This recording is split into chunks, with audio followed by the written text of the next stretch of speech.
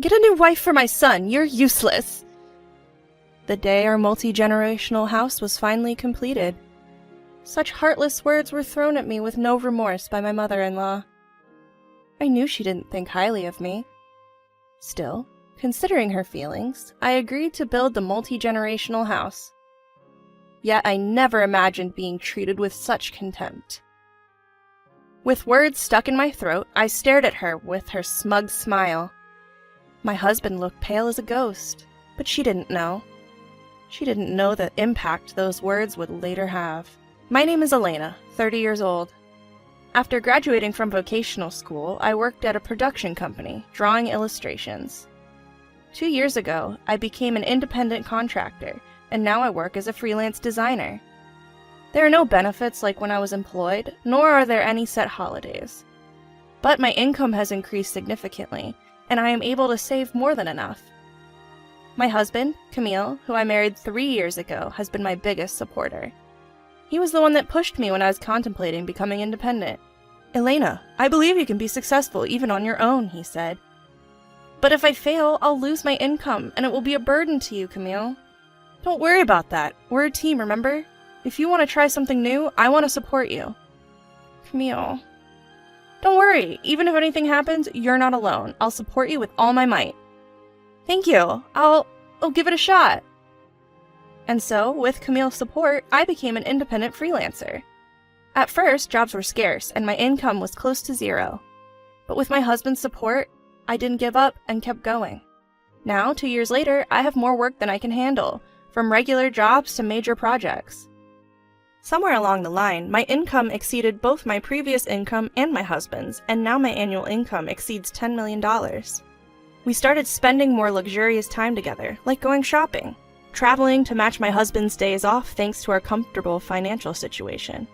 Then one day, while working at home, I started feeling a little unwell. When the discomfort didn't subside after a few days, I went to the doctor, and to my surprise, I was pregnant. I went home and nervously awaited my husband's return. In the evening, as usual, he came home and I immediately brought up the topic. "Hey Camille, you know I haven't been feeling well lately, right? So I went to the hospital today." "Oh right, I'm sorry I couldn't go with you. Are you okay?" "Yeah, and actually, I'm pregnant." "Huh? You're pregnant?" He stared at me with wide eyes. Surprised, his bag slipped from his hand and asked, "Really?" With a big smile, I nodded. Seeing my response, Camille hugged me tightly. "Thank you. Thank you so much, Elena. I'm so happy." "Whoa, I can't breathe, Camille." "Oh, I'm sorry. I was just so happy." "Seeing you this happy makes me happy too, Camille. Let's work hard together." "Absolutely. I will work even harder, so that you'll be okay even when you're close to giving birth and can't work." "Thank you. I plan to work until the last minute too," I told Camille, my smile emerging naturally as I saw his tearful expression. We began to eat the dinner I had prepared, but my husband could only talk about our future child. "I wonder what the gender will be. We need to prepare various baby items. Should I take paternity leave?" and so on. His excessive enthusiasm made me laugh. He was probably mulling over various aspects in his own way. At that moment, I decided to share something that I'd been contemplating for a while. "Hey Camille, there's something I've been thinking about for some time. Would it be wrong for us to build our own house?" "Huh? A house? Ours?" "I've always thought that when we have a child, I'd like to live in a standalone house. I want to create a room for our child, and I know it may sound lavish, but I've been thinking that I'd like a study room as well." "That makes sense. Thinking about our future child, our current condominium does feel a bit cramped." "See, now that we know I'm pregnant, I'd really like to do this if we can." "Yeah, I agree. For the sake of our child who's going to be born, let's welcome them in the best environment possible." So, we decided to build a new house. We visited model rooms on our days off and started to plan the floor layout immediately, aiming to complete the house before the birth of our child. When a month had passed since we found out about my pregnancy, we decided to go to my in-laws' house to share the news. My husband's parents were there, with my father-in-law working as a company employee and my mother-in-law being a housewife. They live about a 30-minute drive away from our condominium, but we rarely visit. The reason is simple. I can't say it out loud, but I have a hard time dealing with my mother-in-law. The issue began shortly after our marriage, or it may have started when we first visited his parents' house to announce our engagement. My mother-in-law has never been welcoming towards me, always displaying a sullen expression. We used to visit their house regularly just after our marriage, but she would always ask, "No children yet?" Moreover, she didn't understand my job and often said, "Drawing for a living is not a real job," when my husband and father-in-law were not around. I gradually began to avoid going to their house due to her insensitive comments. Even when my husband suggested visiting them, I would gently decline, saying, "I have a deadline coming up." But this time, I had to go. Plus, I thought that she would be happy if we shared the news of our pregnancy. So we set off for the in-laws' house, my husband at the wheel. After not seeing her for a while, my mother-in-law greeted me with her usual sullen attitude. "Well, well, it's been a long time, hasn't it, Elena?" "Mother-in-law, it's been a while. I wonder what you've been up to. You surely haven't been drawing all this time, right?" "That's what my job is." "Well, still as sassy as ever.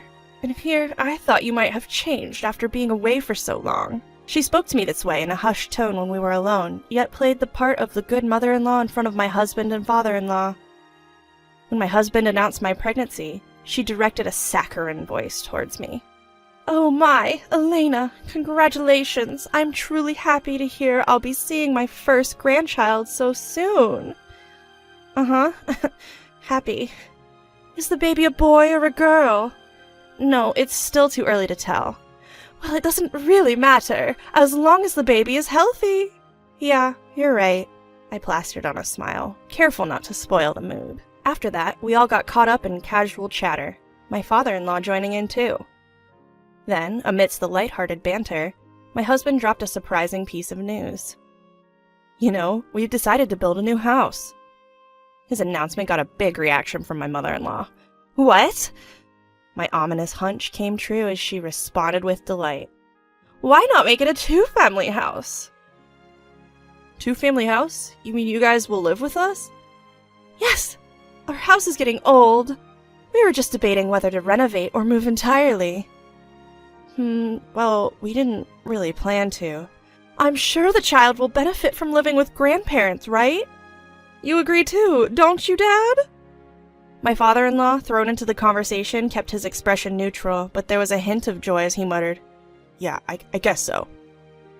Seeing his reaction, my mother-in-law turned to me, her eyes practically shouting, "See? Elena? Honey? Dad agrees too, so it's okay, right?" I mean, it's all so sudden."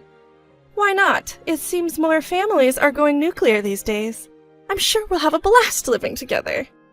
"Well, I mean, when the baby comes, working will be hard, you know? Wouldn't it be nice to have someone close by to help out with housework?" Well, I had to admit, she had a point. I wanted to keep my job even after the baby was born, and if my mother-in-law was willing to help, that was definitely a good thing. But should we really live together? She seemed genuinely thrilled about the baby. Meanwhile, I found myself caught in a whirlpool of conflicting emotions. From then on, my mother-in-law changed her attitude towards me entirely.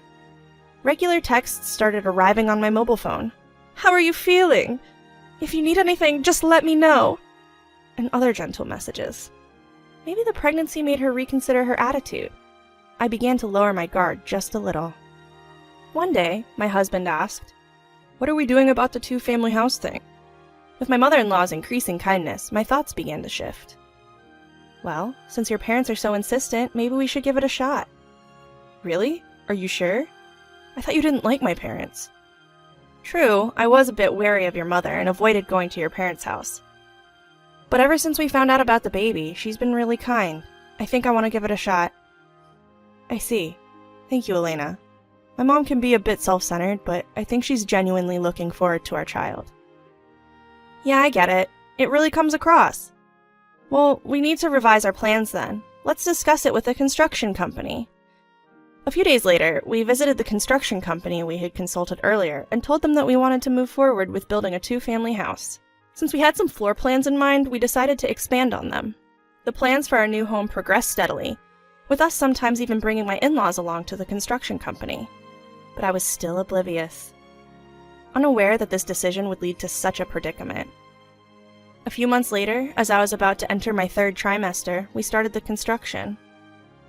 When I called my mother-in-law, or MIL, to share the news, she dropped a bombshell.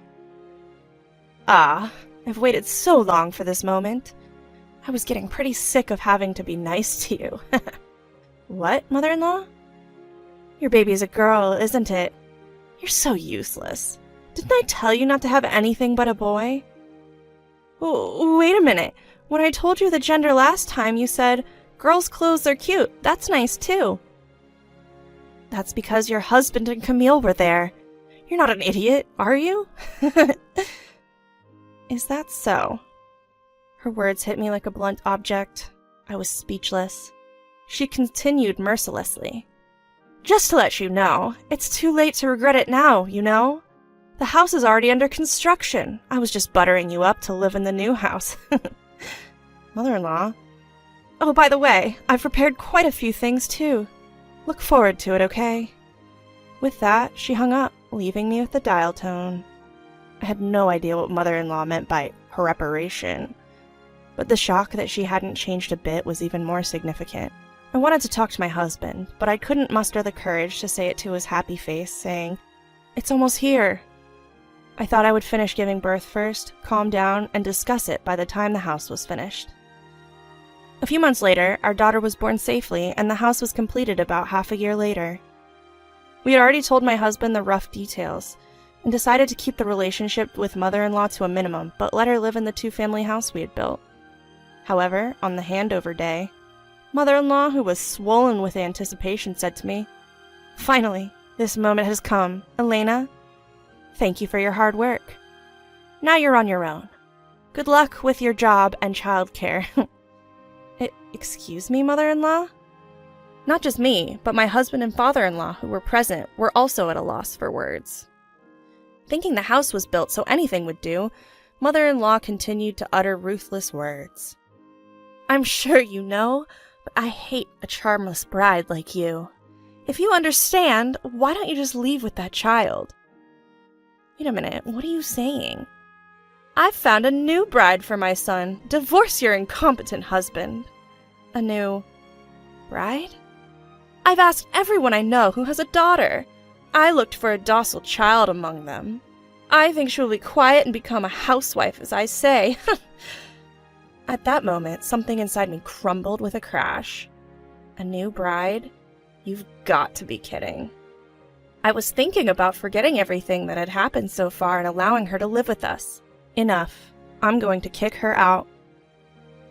With a resolute mind, I clearly say to the grinning mother-in-law in front of me, "You're the one that needs to leave, mother-in-law." What? What are you talking about? It's a house built by my son, so there's no need for me to leave. Oh, you're pretty confident, aren't you? Of course. Well, even if you tell me to leave, it's my son's house, so I'll keep living here. Seeing the overly confident mother-in-law, I couldn't help but let out a laugh. Meanwhile, my husband opened his mouth slowly, his face turning pale. "Mom, don't tell me you didn't know." "Huh? What is it, Camille?" "This house, this duplex, was built under Elena's name." "What?" The smile that mother-in-law had worn so proudly just a moment ago disappeared instantly, replaced by a shocked expression. Visibly upset, she somehow managed to put words together. What are you talking about? She doesn't even have a job. How could she?" "That's what I've been telling you. Elena is an independent woman. She earns much more than I do." Was that true?" "Of course it's true. When we decided to build this duplex, we went way over our budget. But Elena covered the excess costs." "What? That can't be true!" The once smiling mother-in-law quickly turned as pale as a sheet. The final blow was dealt by my father-in-law. He launched a sharp accusation at mother-in-law, who had crumpled on the spot. "What was that comment you made earlier? Don't tell me you've been treating Elena like this behind our backs all along. And what was that about wanting a new wife?" "No, that's not it. I was just thinking about what's best for Camille." What's best for Camille? This was all your doing. How could you do this to Elena? I never thought you could be so low. I want a divorce. No, please, father-in-law announced. I'm going to get the divorce papers. And left the room. Left behind, mother-in-law turned to me, her eyes filled with tears. Elena, please! You have to help me. If things continue like this, he's going to divorce me. What do you mean, help? This is all you're doing, isn't it? Don't say that! I admit I was wrong. From now on, I'll accept you as my daughter-in-law, okay? Please! Despite her words, she wasn't sorry in the slightest. Looking at mother-in-law, who cared only about herself, I was utterly disgusted. I stared at her with the iciest stare I could muster, and let loose. Accept me? Accept me as your daughter-in-law? I couldn't care less about your acceptance. We're not a family anymore, remember? You have some nerve to say sorry without meaning a word of it, you scum. You! How could you call me scum? Excuse me? You, who's been hurling insults at me this whole time, are now playing the victim? You ruined the chance I gave you. From now on, I will never forgive you. You're not allowed in this house, and you'll never see our daughter again. If you understand, then get lost right now. You're worthless. Leaving mother-in-law where she stood, my husband and I, still holding our daughter, went inside the house. We locked the door behind us, refusing mother-in-law any access. Ignoring mother-in-law's incessant yelling outside, father-in-law returned with the divorce papers. He made mother-in-law fill them out on the spot and immediately went to file them. It turned out mother-in-law had been borrowing money from father-in-law. She was given the choice to pay back the money immediately or divorce. As a housewife with no means to pay back the money in a few days, mother-in-law reluctantly chose divorce. We let father-in-law into the house and locked the door once again. After a while, mother-in-law continued to cause a ruckus in front of our house, but before we knew it, she was gone. A bit later, it seemed that mother-in-law's sister reached out to father-in-law, saying that mother-in-law had come to her. Apparently, mother-in-law had been terrible to her sister in the past, to the point that they were almost estranged. Now, in exchange for letting mother-in-law live with her, her sister is making mother-in-law do all the housework as a sort of revenge for past grievances. I'm certain she's not living the easy life she once had. On the other hand, my family of 4 is living happily. Father-in-law, who is a man of few words, shows a lot of love to our daughter. His mere presence provides an ample amount of love for her.